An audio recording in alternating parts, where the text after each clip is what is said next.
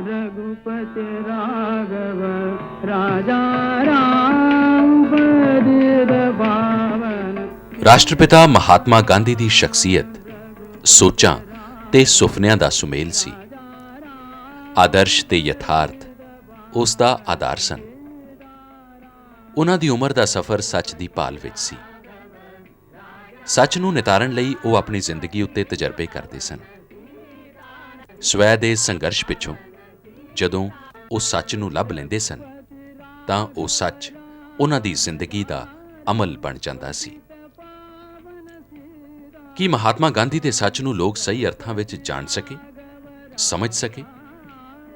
ਕੀ ਉਹ ਵਿਚਾਰਧਾਰਾ ਤੁਰਦੇ ਸਮੇਂ ਦੇ ਅੱਜ ਤੱਕ ਪਹੁੰਚਦਿਆਂ ਅਰਥਹੀਨ ਤਾਂ ਨਹੀਂ ਹੋ ਗਈ?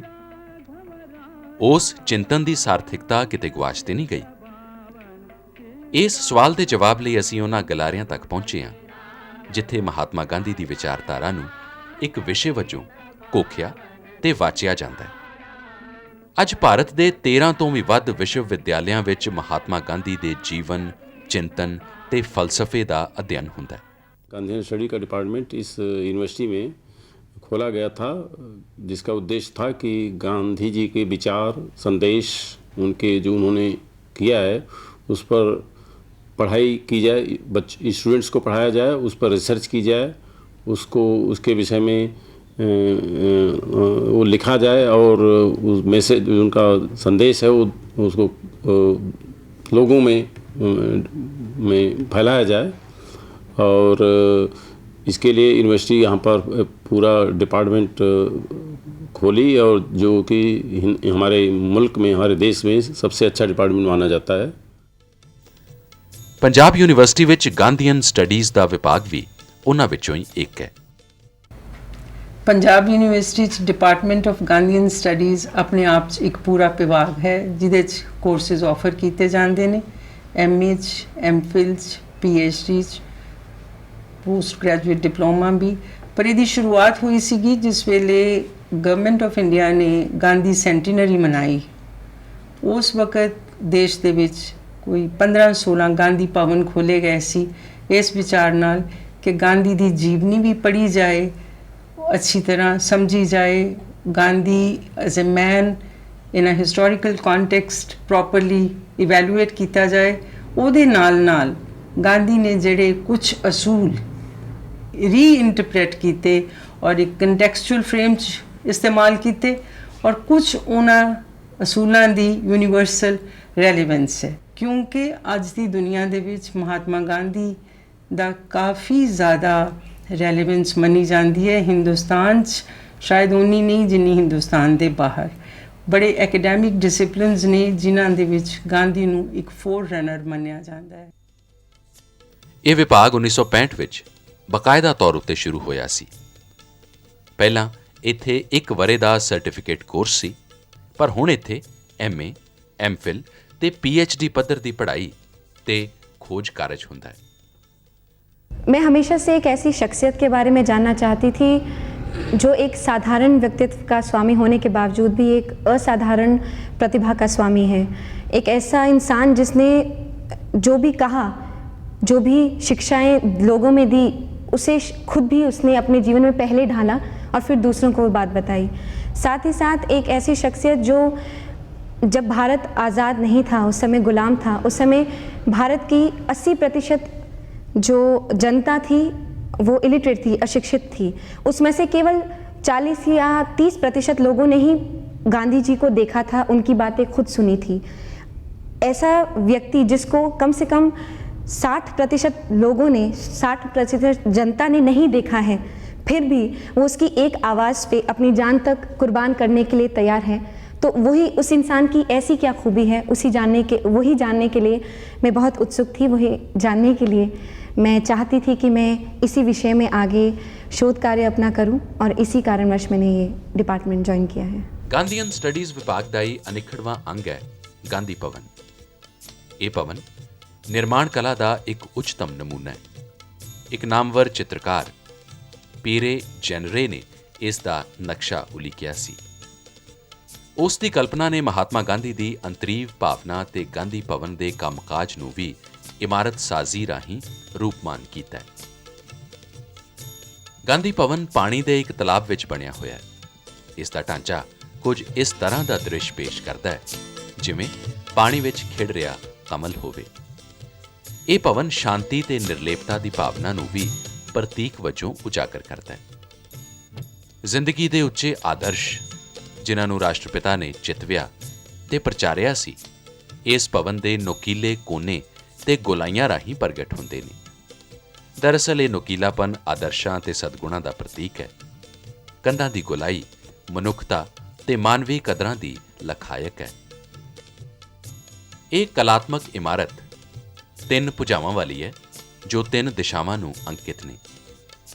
ਇਹਨਾਂ ਭੁਜਾਵਾਂ ਨੂੰ ਇੱਕੋ ਛੱਤ ਨੇ ਜੋੜਿਆ ਹੋਇਆ ਹੈ, ਜਿਵੇਂ ਵੱਖ-ਵੱਖ ਧਰਮਾਂ ਦੇ ਲੋਕਾਂ ਨੂੰ ਦੇਸ਼ ਤੇ ਆਪਸੀ ਭਾਈਚਾਰਾ ਜੋੜਦਾ ਹੈ। ਇਸ ਤਰ੍ਹਾਂ ਇਹ ਦੇਸ਼ ਦੀ ਏਕਤਾ ਤੇ ਅਖੰਡਤਾ ਦੀ ਸੂਚਕ ਬਣਦੀ ਹੈ।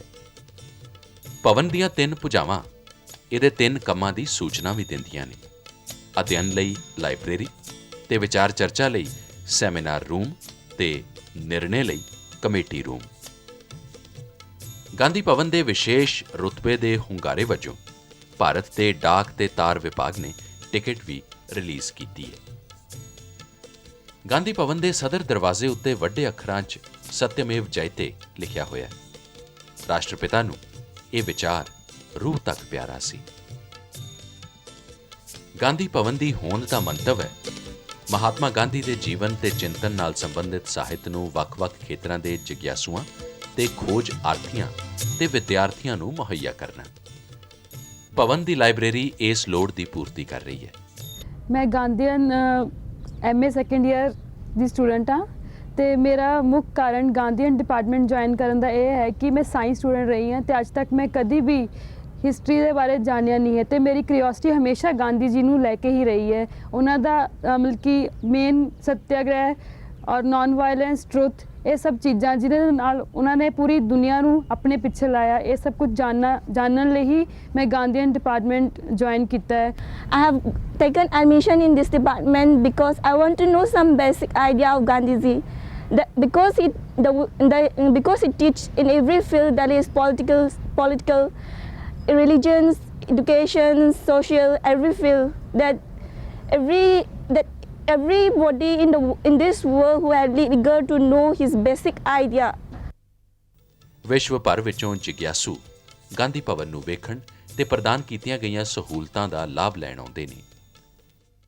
My topic is very important for my country because I am studying in Department of Gandhian Studies, and Gandhi view of Gandhi is new matters for everybody, every country, especially for my country, because in 21st century view of Gandhi is new matters for every country, especially in Iran. Gandhi is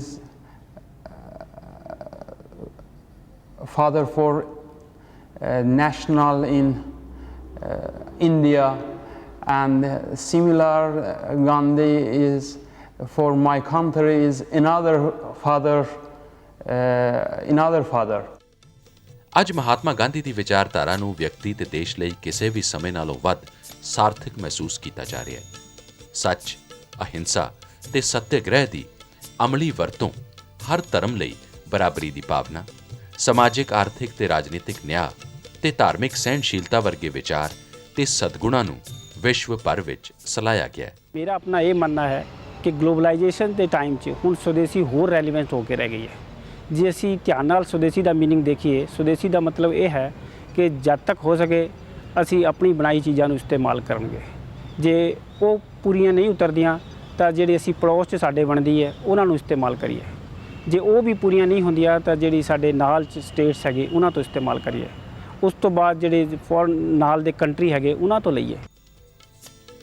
ਇਹਨਾਂ ਗੱਲਾਂ ਦਾ ਅਮਲ ਜ਼ਿੰਦਗੀ ਨੂੰ ਬੇਚੈਨੀ, ਉਲਝਣ ਤੇ ਬੇਆਰਾਮੀ ਵਿੱਚੋਂ ਕੱਢ ਕੇ ਰੂਹ ਦੇ ਸਕੂਨ ਵੱਲ ਤੋਰਦਾ ਹੈ।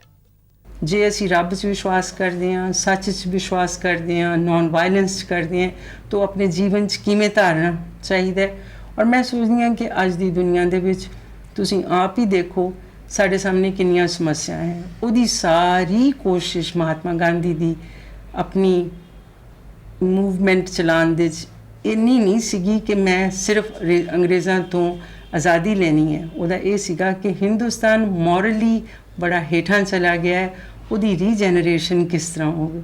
ਉਹ ਰੀਜਨਰੇਸ਼ਨ ਦਾ ਮਸਲਾ ਸਾਡੇ ਅੱਜ ਵੀ ਸਾਹਮਣੇ ਪਿਆ। ਅਖਬਾਰ ਸਵੇਰੇ ਚੁੱਕਦੇ ਹੋ ਤਾਂ ਕਰਪਸ਼ਨ ਨਾਲ ਭਰਿਆ ਹੋਇਆ ਹੁੰਦਾ ਹੈ। ਉਹਦੇ 'ਚ ਲੀਡਰਾਂ ਨੂੰ, ਅਫਸਰਾਂ ਨੂੰ ਅਸੀਂ ਜ਼ਿੰਮੇਦਾਰ ਠਹਿਰਾਉਂਦੇ ਹਾਂ। ਮਹਾਤਮਾ ਗਾਂਧੀ ਦੀ ਤਵੱਜੋ ਇੱਕ ਇਨਸਾਨ ਵੱਲ ਸੀ। ਹਰ ਇੱਕ ਇਨਸਾਨ ਦਾ ਇੱਕ ਆਪਣਾ ਫਰਜ਼ ਹੈ ਜਿਹੜਾ ਉਹਨੇ ਪੂਰਾ ਕਰਨਾ ਹੈ ਆਪਣੀ ਸੁਸਾਇਟੀ ਦੀ ਤਰਫ। ਜਦ ਤੱਕ ਅਸੀਂ ਉਹ ਫਰਜ਼ ਪੂਰਾ ਨਹੀਂ ਕਰਾਂਗੇ ਉਦੋਂ ਤੱਕ ਸਾਡੇ ਮਸਲੇ ਹੱਲ ਨਹੀਂ ਹੋਣੇ। ਗਾਂਧੀ ਦਾ ਸੰਘਰਸ਼ ਆਮ ਆਦਮੀ ਦੀ ਆਜ਼ਾਦੀ, ਨਿਆਂ ਤੇ ਸੱਚ ਦੀ ਖੋਜ ਨਾਲ ਜੁੜਿਆ ਹੋਇਆ ਸੀ। ਇਹ ਸੰਘਰਸ਼ ਤਾਨਾਸ਼ਾਹੀ ਤੇ ਸਰਮਾਏਦਾਰੀ ਦੇ ਤੇ ਅਨਿਆਂ ਦੇ ਖਿਲਾਫ ਸੀ। ਮਹਾਤਮਾ ਗਾਂਧੀ ਦਾ ਕਦੇ ਵੀ ਇਹ ਦਾਅਵਾ ਨਹੀਂ ਸੀ ਕਿ ਉਹਨਾਂ ਨਵੇਂ ਵਿਚਾਰਾਂ ਦੀ ਖੋਜ ਕੀਤੀ ਹੈ। ਸਗੋਂ ਉਹਨਾਂ ਇਹੀ ਆਖਿਆ ਸੀ, ਮੇਰੇ ਕੋਲ ਦੱਸਣ ਲਈ ਕੁਝ ਵੀ ਨਵਾਂ ਨਹੀਂ। ਸੱਚ ਤੇ ਅਹਿੰਸਾ ਤਾਂ ਪਹਾੜਾਂ ਜਿੰਨੇ ਵੀ ਪੁਰਾਣੇ ਨੇ। ਮਹਾਤਮਾ ਗਾਂਧੀ ਬਹੁਤ ਸਪਸ਼ਟ ਸਨ। ਜਿਹੜੇ ਦਲੀਲ ਤੇ ਸੂਝ ਨਾਲ ਜਿੱਤਣ ਜੋਗੇ ਨਹੀਂ ਹੁੰਦੇ, ਉਹ ਹਥਿਆਰਾਂ ਦਾ ਆਸਰਾ ਲੈਂਦੇ ਨੇ। ਪਰ ਉਹਨਾਂ ਸੱਤਿਆਗ੍ਰਹਿ ਨੂੰ ਇਸ ਸਮਾਜ ਨੂੰ ਬਦਲਣ ਦੇ ਹਥਿਆਰ ਵਜੋਂ ਵਰਤਿਆ।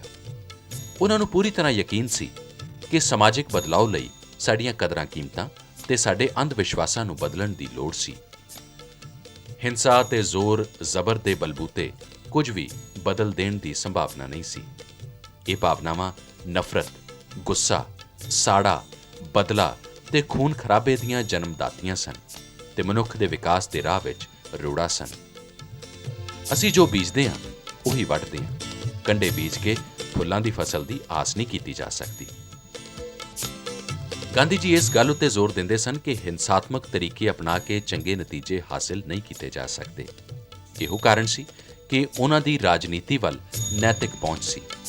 ਉਹ ਜਾਣਦੇ ਸਨ ਕਿ ਸਮਾਜ ਦੇ ਇੱਕ ਅੰਗ ਵਜੋਂ ਕੋਈ ਵੀ ਰਾਜਨੀਤੀ ਦੇ ਪਰਛਾਵੇਂ ਤੋਂ ਬਾਹਰ ਨਹੀਂ। ਗਾਂਧੀ ਜੀ ਨੂੰ ਧਰਮ ਤੇ ਰਾਜਨੀਤੀ ਵਿੱਚ ਵਿਰੋਧਾਭਾਸ ਪ੍ਰਤੀਤ ਨਹੀਂ ਸੀ ਹੁੰਦਾ।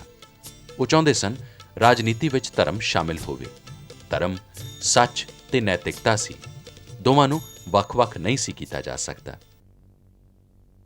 ਅੱਜ ਜਿੰਨੇ ਵੀ ਪੋਲੀਟੀਸ਼ੀਅਨ ਹੈਗੇ ਉਹ ਧਰਮ ਦਾ ਗਲਤ ਇਸਤੇਮਾਲ ਕਰਦੇ ਨੇ ਪੋਲਿਟਿਕਸ ਵਿੱਚ। ਗਾਂਧੀ ਨੇ ਇੱਕ ਵਾਰੀ ਕਿਹਾ ਸੀ ਕਿ ਜੋ ਬੰਦਾ ਪੋਲਿਟਿਕਸ ਵਿੱਚ ਰਿਲੀਜਨ ਦਾ ਆਪਣੇ ਸਵਾਰਥ ਵਾਸਤੇ ਇਸਤੇਮਾਲ ਕਰੇਗਾ ਤੇ ਉਸ ਤੋਂ ਬੁਰਾ ਕੋਈ ਹੋ ਨਹੀਂ ਸਕਦਾ। ਤੇ ਇਹ this will be the biggest mistake on the part of those who are mixing religion in politics for personal gains and personal profits। ਤੇ ਅਸੀਂ ਇਹ ਗੱਲ ਮੰਨ ਲਈਏ ਤਾਂ ਇਹਨਾਂ ਦਾ ਕੋਈ ਆਪਸ 'ਚ ਮੇਲ ਨਹੀਂ ਹੈਗਾ। ਗਾਂਧੀ ਜੀ ਦੀ ਰਾਜਨੀਤੀ ਵੱਲ ਇਸ ਪਹੁੰਚ ਦਾ ਧਾਰਮਿਕ ਕੱਟੜਤਾ ਤੇ ਸੰਕੀਰਣਤਾ ਨਾਲ ਕੋਈ ਤਾਲੁਕ ਨਹੀਂ ਸੀ। ਉਹ ਆਖਦੇ ਸਨ ਕਿ ਜੇ ਚੋਣਾਂ ਜਿੱਤਣ ਲਈ ਨੈਤਿਕ ਕੀਮਤਾਂ ਛਿੱਕੇ ਟੰਗ ਦਿੱਤੀਆਂ ਤਾਂ ਇਹ ਲੋਕਤੰਤਰ ਦੀ ਹਾਰ ਹੋਏਗੀ। ਗਾਂਧੀ ਜੀ ਦਾ ਅਹਿੰਸਾ ਦਾ ਅਸੂਲ ਅੱਜ ਵੀ ਸਮਾਜ ਦੀਆਂ ਸਾਰੀਆਂ ਸਮੱਸਿਆਵਾਂ ਦਾ ਹੱਲ ਹੈ। ਗਾਂਧੀ ਦਾ ਸੱਤਿ ਅਤੇ ਅਹਿੰਸਾ ਦਾ ਵਿਚਾਰ ਅੱਜ ਵੀ ਪੂਰੀ ਤਰ੍ਹਾਂ ਰੈਲੇਵੈਂਟ ਹੈ, ਕਿਉਂਕਿ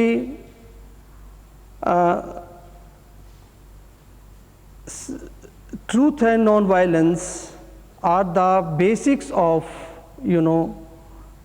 human life। ਜੇ ਅਸੀਂ ਇਹਨਾਂ ਦਾ ਪ੍ਰਿਤਿਆਗ ਕਰਾਂਗੇ ਤਾਂ ਸਾਡੇ ਜੀਵਨ ਵਿੱਚ ਬਵੰਡਰ ਮਚ ਜਾਏਗਾ ਤੇ ਅਸੀਂ ਰਾਸਤਾ ਭਟਕ ਜਾਵਾਂਗੇ ਤੇ ਆਪਣੀ ਮੰਜ਼ਿਲ ਤੱਕ ਨਹੀਂ ਪਹੁੰਚ ਪਾਵਾਂਗੇ। ਕੋਈ ਵੀ ਕੌਮ ਜਿਹੜੀ ਸੰਪਰਦਾਇਕਤਾ, ਤਾਨਾਸ਼ਾਹੀ, ਵੱਡੀ ਖੋਰੀ ਤੇ ਸ਼ਕਤੀ ਹਥਿਆਉਣ ਦੇ ਹਥਕੰਡਿਆਂ ਵਿੱਚ ਫਸੀ ਹੋਈ ਹੈ, ਉਸ ਨੂੰ ਗਾਂਧੀ ਜੀ ਦੀ ਅਹਿੰਸਾ, ਕਰੁਣਾ ਤੇ ਸੱਚ ਦੇ ਰਾਹ ਉੱਤੇ ਚੱਲਣ ਦੀ ਲੋੜ ਹੈ। ਸੱਤਿਆਗ੍ਰਹਿ ਅਹਿੰਸਾ ਦਾ ਹੀ ਇੱਕ ਰੂਪ ਹੈ ਜੋ ਸਾਰੀ ਦੁਨੀਆ ਨੂੰ ਅਮਨ ਤੇ ਚੈਨ ਦਾ ਰਾਹ ਵਿਖਾ ਸਕਦਾ ਹੈ। ਇਹ ਗੱਲ ਯਾਦ ਰੱਖਣ ਵਾਲੀ ਹੈ ਕਿ ਗਾਂਧੀ ਜੀ ਦੀ ਅਹਿੰਸਾ ਨੂੰ ਬੁਜ਼ਦਿਲੀ ਦੇ ਅਰਥਾਂ ਵਿੱਚ ਨਹੀਂ ਲਿਆ ਜਾਣਾ ਚਾਹੀਦਾ। ਅਹਿੰਸਾ ਬਹਾਦਰਾਂ ਦਾ ਹਥਿਆਰ ਹੈ ਤੇ ਹਿੰਸਾ ਕਾਇਰਾਂ ਦਾ। ਉਸ ਸਮਾਜ ਦੀ ਸਿਰਜਣਾ ਗਾਂਧੀ ਜੀ ਦਾ ਸੁਪਨਾ ਸੀ ਜਿੱਥੇ ਛੂਆ-ਛਾਤ ਨਾ ਹੋਵੇ, ਔਰਤਾਂ ਉੱਤੇ ਜ਼ੁਲਮ ਨਾ ਹੋਵੇ, ਸਾਰੇ ਬਰਾਬਰ ਹੋਣ ਤੇ ਉਹਨਾਂ ਕੋਲ ਬਰਾਬਰ ਮੌਕੇ ਵੀ ਹੋਣ, ਸਮਾਜਿਕ ਤੇ ਆਰਥਿਕ ਵਿਕਾਸ ਵੀ ਸਾਰਿਆਂ ਲਈ ਬਰਾਬਰ ਦਾ ਹੋਵੇ। ਰਾਸ਼ਟਰ ਦੇ ਚਰਿੱਤਰ ਨਿਗਾਰ ਨੂੰ ਹਮੇਸ਼ਾ ਗੰਭੀਰਤਾ ਨਾਲ ਹੀ ਲਵੋ। ਗਾਂਧੀ ਦੀ ਪਹਿਲੀ ਕਿਤਾਬ ਹਿੰਦ ਸਵਰਾਜ ਜਿਹੜੀ 1909 'ਚ ਲਿਖੀ ਸੀ ਵਾਜ਼ ਅ ਰਿਸਪੌਂਸ ਟੂ ਟੈਰਰਿਜ਼ਮ। ਉਹਨੇ ਹਿੰਦੁਸਤਾਨ ਦੀ ਆਜ਼ਾਦੀ ਦੇ ਬਾਰੇ ਗੱਲ ਨਹੀਂ ਸੀ ਕੀਤੀ, ਉਹਦੇ ਦਿਮਾਗ 'ਚ ਉਹ ਫਤੂਰ ਸੀਗਾ ਜਿਹੜਾ ਉਹਨੇ ਰੈਵੋਲੂਸ਼ਨਰੀਜ਼ ਤੋਂ ਸੁਣਿਆ ਕਿ ਉਹ ਕਿਵੇਂ ਹਿੰਦੁਸਤਾਨ ਨੂੰ ਆਜ਼ਾਦ ਕਰਾਉਣਾ ਚਾਹੁੰਦੇ ਨੇ।